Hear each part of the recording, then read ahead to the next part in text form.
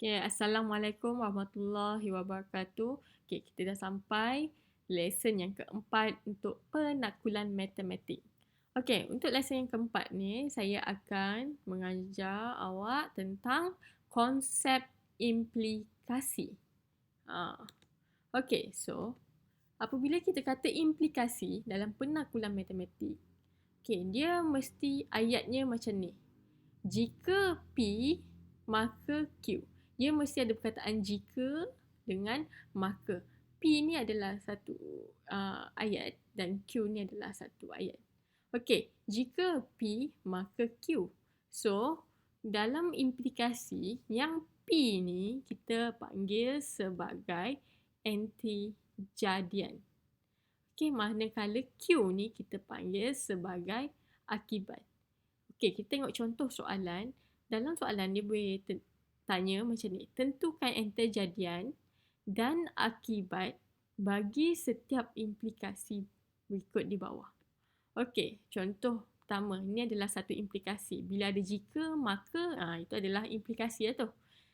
Jika X sama dengan 45 darjah, maka tan X sama dengan 1. So, soalan suruh tentukan yang mana satu antijadian, yang mana satu akibat. Okay, so So, senang je. Antijadian, awak ambil lah yang depan sekali. So, antijadian kita adalah X sama dengan 45 darjah. Manakala akibat, awak ambil yang belakang.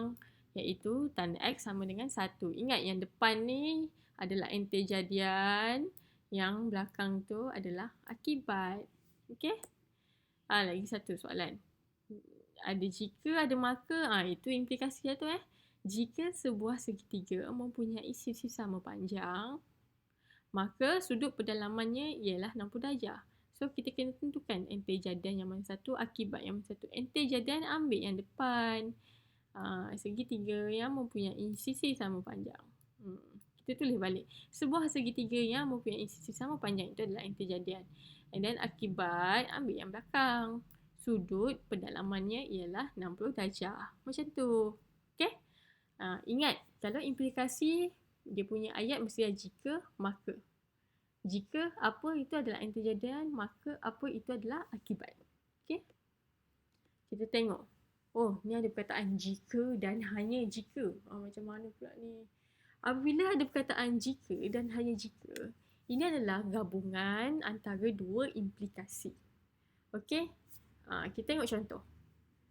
Tentukan dua implikasi bagi setiap yang berikut. Okey. Yang pertama, X tambah 3 sama dengan 5. Jika dan hanya jika X sama dengan 2. So, maksudnya, ayat ni adalah gabungan antara dua implikasi. So, kita boleh pecahkan kepada implikasi 1, implikasi 2. So, implikasi 1, okay, ingat kalau dia tanya implikasi, dia punya ayat mesti ada jika, maka. Okay, so, implikasi yang pertama adalah jika X tambah 3 sama dengan 5, maka X sama dengan 2. Macam tu. Ini implikasi yang pertama. Implikasi yang kedua, kita balikkan saja. Jika X sama dengan 2, maka X tambah 3 sama dengan 5. Okey, ingat tau, implikasi mesti ada perkataan jika, maka. Kalau ada perkataan jika dan hanya jika, bermaksud dia adalah gabungan kepada dua implikasi. Kita boleh pecahkan kepada dua. Okey, next. B. Sebuah poligon ialah oktagon jika dan hanya jika poligon itu mempunyai 8 sisi. Okey, jawapan implikasi yang pertama, implikasi mesti jika maka. Okey, jika sebuah poligon ialah oktagon, ambil yang depan ni. Jika sebuah poligon ialah oktagon, maka poligon itu mempunyai 8 sisi. Okey, kita tukar je ayat tu, jika maka. Dan implikasi kedua kita balikkan sahaja daripada implikasi pertama tu. Jika poligon mempunyai 8 sisi, kita balikkan. Maka poligon ialah oktagon. Okay? Macam tu.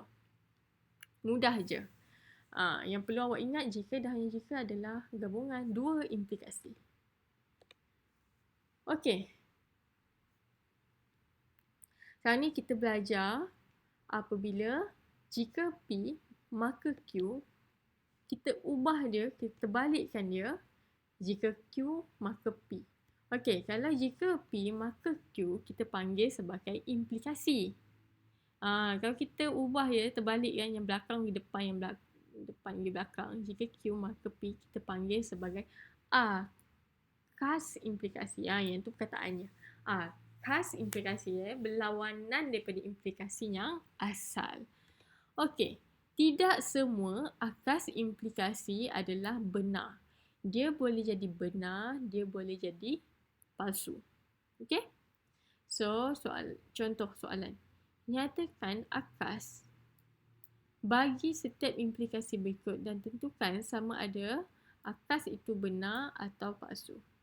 Akas maksudnya kita terbalikkan saja jika maka tu. Dan awak kena tentukan dia benar ataupun palsu. Okey. Implikasi yang pertama adalah jika X ialah gandaan 4, maka X ialah gandaan 2. So, benda ni kita terbalikkan saja. Akasnya adalah akan jadi jika X ialah gandaan 2, maka X ialah gandaan 4. Kita terbalikkan. Yang belakang di depan, yang depan di belakang. Okey, tapi awak tengok akas ni betul ke tidak?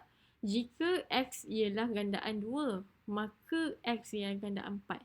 Okey, contoh gandaan 2 adalah 2, 4, 6, 8, 10. Dia kata kalau X tu gandaan 2, nombor tu gandaan 2, maka nombor tu boleh gandaan 4. Betul ke semua? Okey, contoh 2, 4, 6, 8. Okey, kalau 8 bolehlah bagi 4. Kalau 6, boleh ke bagi 4? Tak boleh. Kalau 14 gandaan 2. Tetapi dia bukan gandaan 4. Maksudnya tak semua gandaan 2 adalah gandaan 4. Okey, tetapi yang atas ni betul. Kalau semua gandaan 4, dia adalah gandaan 2. Tapi kalau kita terbalikkan, dia jadi pernyataan yang palsu. Okey?